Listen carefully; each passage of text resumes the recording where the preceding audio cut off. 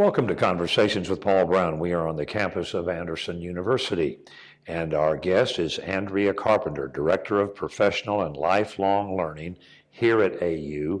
And if you're over 50, 55, 60, somewhere in there, you may want to tune in extra carefully because there may be some things here that will be of interest. I find it fascinating that you grew up in Oklahoma. Go back and tell me what that was like, and did you see the movie? I have seen the play and love it. My husband and I he grew up in southern Missouri, and I grew up in Tulsa, Oklahoma. Home of Oral Roberts University? Yes. And we met after college and married and moved to Kokomo, Indiana, where he was employed with General Motors. And while he was on a business trip out here one time, he was able to see the Anderson, Greenville area. And I remember he called me from the airport and he just said, "Andrea, I want to live here." He began to interview. He interviewed with Robert Bosch and accepted a position, and we were here within a month after that. I never came to see it or anything. I knew if he was happy, we would all be happy. And we've been here now 33 years. And when you all came to Anderson, your main job was at home. I stayed at home with my children for almost 10 years. In about 1997, Bill and I talked about I was ready to go back to work. And that was about the time all three of them would be in school. I had taken some college courses, but I was not blessed as a young person to be able to go to school and had a real deep desire to get a college degree. Bill was very supportive of that, but trying to make that happen with three kids was tough. The years that I was at home, I really missed the whole DOS revolution. So when I went home, everyone was on a mainframe. When I went back to work, everyone was on a PC. And I had missed that whole revolution. But that degree from Tri-County opened all kinds of doors for me. I am a huge proponent of technical education. It opened the door for me here at Anderson University, and I went to work in the IT department just as a tech. And while I was here, we have at that time, the plan was a little different than it is now, but the college supports employees continuing their learning. And so I was able to continue my degree, and after a few years, I was able to earn the Bachelor of Human Resources. Finished my degree, and I continued working here. I was still here when it was Anderson College. I had a short time that I worked away from the school, really a career building time, and was very blessed 5 years ago to come back and to go to work in the Center for Innovation and Digital Learning, which is the department that develops curriculum for the university. There are things you can do that promote learning. The way we talk to faculty is we say, it doesn't matter if it makes sense to me and you. It has to make sense to your learner. That's the area that I've been working in for the last few years. So when administration really embraced the idea of bringing continuous learning, which is non-academic learning, the things that we're developing here aid in industry, in education. It's not an ABC grade, but it's continuing to learn. That's what the idea and the concept I would like to talk about today when we're talking about professional and lifelong learning is a few years ago, lifelong learning meant engagement, and professional learning meant staying, on the front of your game. Now, because of technology and mobility and other things, we can't stop learning or we become disengaged. We can't participate. In the last century, the conduit to participation was literacy. You had to be able to read and write. And if you couldn't read or write, then you couldn't participate. Maybe you couldn't vote, or maybe you couldn't pay your bills or something else, but you had to be able to read and write.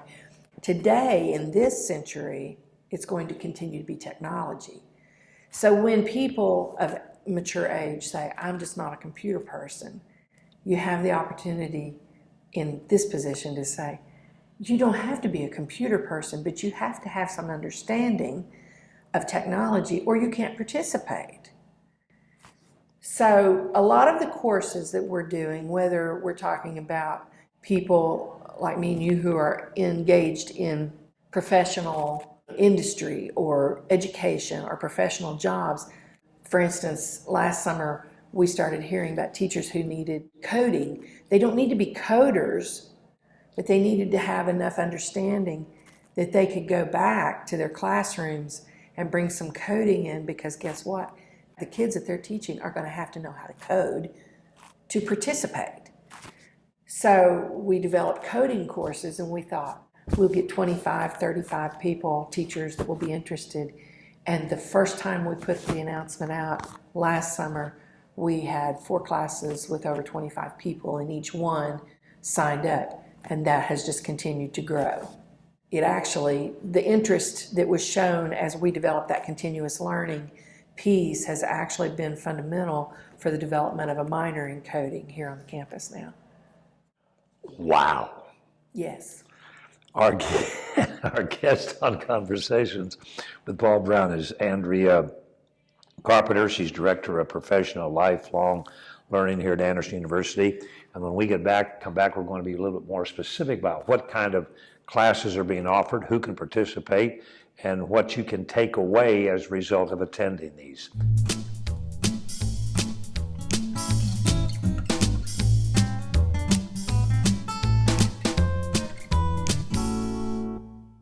Welcome back to Conversations with Paul Brown.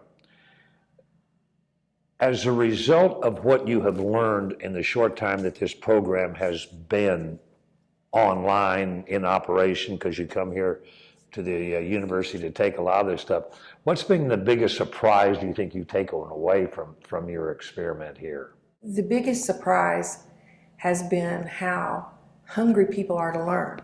Here's what we have discovered that we have found to be such a successful formula. We tied all those communities of learning together. We're working with them in a professional learning. We're working with them in a professional development, both for the company and from the company this way. What we see that is so successful, and what you said, what was a surprise, is how easy it is to tie all these learning communities together. And all of that, when you do, you're strengthening every piece of it. So when you're talking about lifelong learning, where, like I said, in the last decade, it was about remaining engaged. Don't get old, don't quit learning, stay engaged, do something. Now, they're finding learning, whether it's formal or informal, all around us. The courses, we still have courses in lifelong learning that are offered, that are facilitated. I was looking at some of them today, the primary toolkits, having meaningful discussions with your primary care provider. And then at the end of that, you remember I mentioned that these programs have now come under the Instructional Design umbrella. One of the things that Instructional Design has taught us is that you teach or facilitate the information, but to strengthen it, you do something active. You do something that engages what you just learned into a practical, active activity. The list of things that you offer seniors in the Anderson community, what are the most popular ones that you have ended up having to facilitate? The ones that are the most popular are the trips. We had a tour to Robert Bosch that was extremely fun. I mentioned the Carolina Auto Auction, BMW, Walgreens, oh my goodness, the distribution center, that was very interesting. They love the informal learning. It's not looking at a text, but it's identifying what's happening around us and learning something from this informal setting. The others that fill up very quickly are the learning events that are associated with our fine arts here at Anderson University. A couple that we're doing this year that have been very popular and filled very quickly was the special faculty presentation of Angels and Dragons, written and directed by Robert Homer Drummond. So finding these informal ways of learning and tying all these different learning communities together, that's where I come back to. There's learning everywhere. And finding ways to promote that and engage in my case, particularly mature adults, but any adults. And teaching our children from the time they're little and up through primary and high school, helping them understand learning never stops. And it's a choice, it's a characteristic. It's not getting a degree, going to work, and retirement now, but it is a lifetime of learning and being engaged in everything around you. And all of these courses that we're providing through lifelong learning, and even the professional development courses as well, are leading into that characteristic. And we're very excited. And we think that's what's different about Anderson University from what you might get in a different adult learning program.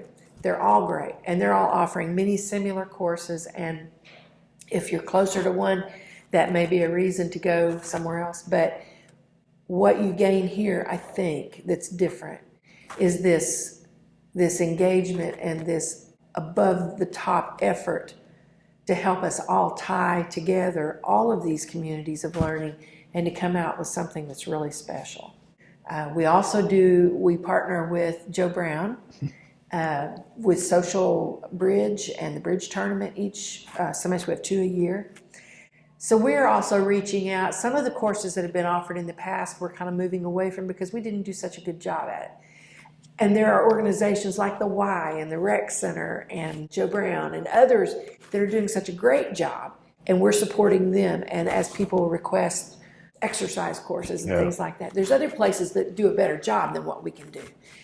So you found your niche. Oh, yes, yes. And how can people delve into this more? Just go online, call? Yes. Great. Our guest has been Andrea Carpenter, Director of Professional Lifelong Learning here at Anderson University. Fabulous, fascinating. We want to thank Andrea for taking her time to share this story, and we want to thank each of you for tuning in and invite you to be back with us for our next edition of Conversations with Paul Brown. Until then, take care, everybody.